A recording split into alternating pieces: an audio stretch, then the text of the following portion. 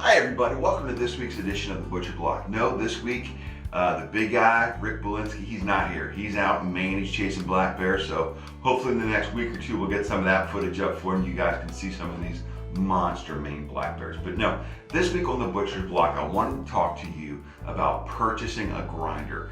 This is one of the most important investments that you're gonna make in your home processing needs. Now, the simplest and most economical way to go is going to be to use the old school standard hand cranking grinder that all of our parents have used. And if you're only going to do one deer a year, that might be okay for you as long as you're patient and you don't mind going. Like I said, it's a patience thing. It's got to go slow. Now, if you want to go a little bit quicker, the next step up there is going to be a tabletop grinder, and these run generally from about 100 to 150 bucks, and you can kind of swing that $10 either way. But the important thing to look for when it comes to a tabletop grinder is, what are the insides made out of? If all the gears are plastic, just know that it's going to be slow, and you're only really going to be able to do about one deer at a time. Because if you go and you try to do much more than that, or if you try to push things through it, what's going to happen is those plastic gears are going to strip out, and essentially that grinder is going to become useless very, very quickly. So when you're looking for grinders, do what I do and look for stainless steel internal gears, and that's why I use Weston products. For me, pick this behemoth up here. This is my grinder. This is the Weston 350.